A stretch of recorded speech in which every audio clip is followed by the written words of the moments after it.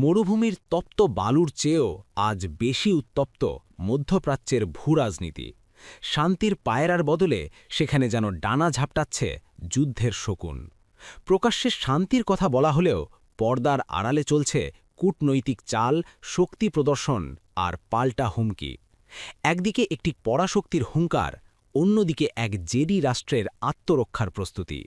আর এই উত্তেজনার আগুনে শুলতে পাকানোর কারিগর হয়ে উঠেছে তৃতীয় এক পক্ষ।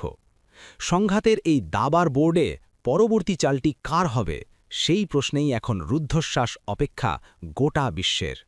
পারমাণবিক চুক্তি নিয়ে ইরান ও যুক্তরাষ্ট্রের দীর্ঘদিনের টানাপোড়েন এখন গিয়ে ঠেকেছে সরাসরি যুদ্ধের সংজ্ঞায়।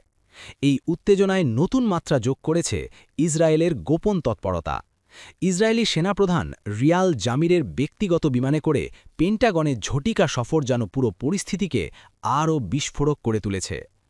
গোয়েন্দা সূত্রের বরাতে জানা গেছে, আগামী 2 সপ্তাহ থেকে 2 মাসের মধ্যেই তেহরানের বিরুদ্ধে সম্ভাব্য সামরিক অভিযানের নকশা চূড়ান্ত করতে ওয়াশিংটনকে চাপ দিচ্ছে তেল আবিব।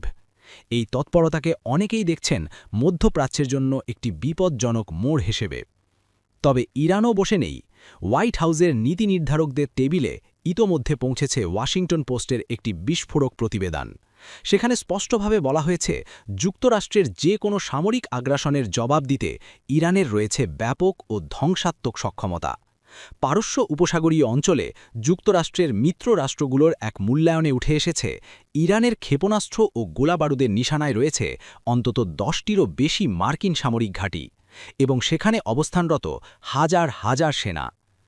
আন্তর্জাতিক গণমাধ্যমগুলো জানাচ্ছে, প্রেসিডেন্ট ডোনাল্ড ট্রাম্পের কৌশলেও সাম্প্রতিক সময়ে কিছুটা পরিবর্তন লক্ষ্য করা যাচ্ছে। আগে যেখানে সামরিক হুমকির সুর ছিল প্রবল, সেখানে এখন তিনি তেহরানকে আলোচনার টেবিলে ফেরার আহ্বান জানাচ্ছেন। তবে ইরান স্পষ্ট করে দিয়েছে, চাপের মুখে কিংবা অসম্মানজনক পরিবেশে কোনো আলোচনায় বসবে না তারা। এই উত্তেজনার মধ্যেই ভূরাজনীতির হিসেব বদলে দিয়েছে সৌদি আরব ও সংযুক্ত আরব আমিরাতের মতো প্রভাবশালী আরব দেশগুলোর অবস্থান। তারা স্পষ্ট জানিয়ে দিয়েছে, ইরানের বিরুদ্ধে কোনো সামরিক অভিযানে নিজেদের ভূমি কিংবা আকাশসীমা ব্যবহার করতে দেবে না। এই ঘোষণা যুক্তরাষ্ট্র ও ইসরায়েলের সামরিক পরিকল্পনাকে নতুন করে ভাবতে বাধ্য করছে।